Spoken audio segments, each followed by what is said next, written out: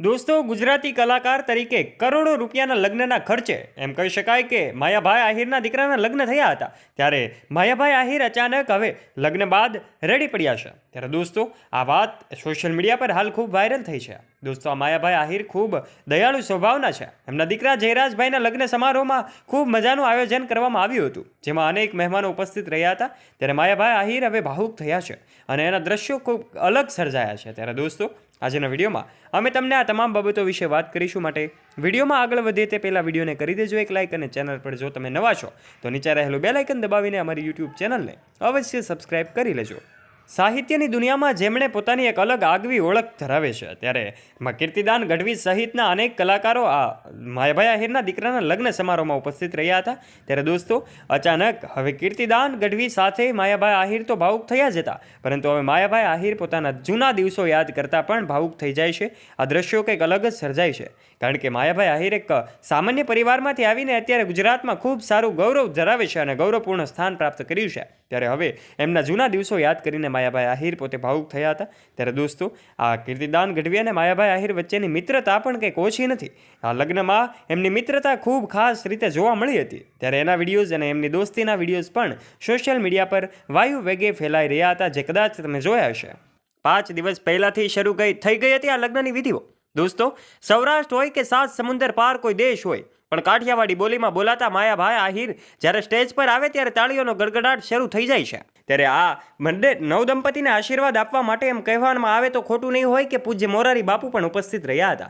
ત્યારે હાસ્યની દુનિયામાં અનેક લોકોને હસાવનારા માયાભાઈ આહિર એક ગુજરાતીઓ માટે ખૂબ ગૌરવની વાત કહી શકાય. એમના લગ્ન સમારોહમાં એમના દીકરાની જાન હેલિકોપ્ટરમાં જોડવામાં આવી હતી. ત્યારે આ દરેક ગુજરાતી માટે ખૂબ નવાઈની વાત કહેવામાં આવે તો પણ ખોટું નહીં હોય, કારણ કે એમ કહી શકાય કે ગુજરાતી કલાકાર તરીકે પોતે ખૂબ ગૌરવ અનુભવે છે અને સમગ્ર ગુજરાતને ગૌરવ અપાવે છે. ત્યારે એમના દીકરાની આ જાન હેલિકોપ્ટરમાં ગઈ હતી, જેમાં પણ અનેક મહાનુભાવો અને મહેમાનો ઉપસ્થિત રહ્યા હતા. ત્યારે કીર્તિદાન ગઢવીનો આ વિડીયો જે છે હાલ સોશિયલ મીડિયા પર ખૂબ વાયુ વેગે ફેલાઈ રહ્યો છે, જેમાં બંને મિત્રો એકબીજાને મળી રહ્યા છે, એકબીજા સાથે ડાન્સ પાર્ટીનો અનોખો આનંદ લઈ રહ્યા છે.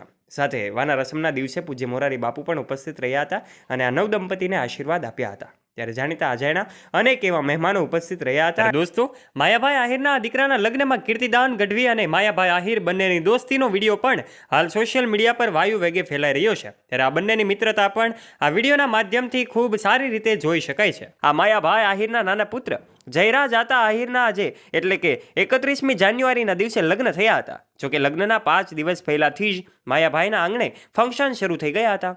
26 જાન્યુઆરીએ જયરાજની વાના રસમ વિધિ પણ કરવામાં આવી હતી. ત્યારબાદ એક પછી એક વિધિઓ કરવામાં આવી હતી અને ગત રોજ એમની જાન પણ જોડી દેવામાં આવી હતી. ત્યારે આ જાન હેલિકોપ્ટરમાં લઈને તેઓ ગયા હતા.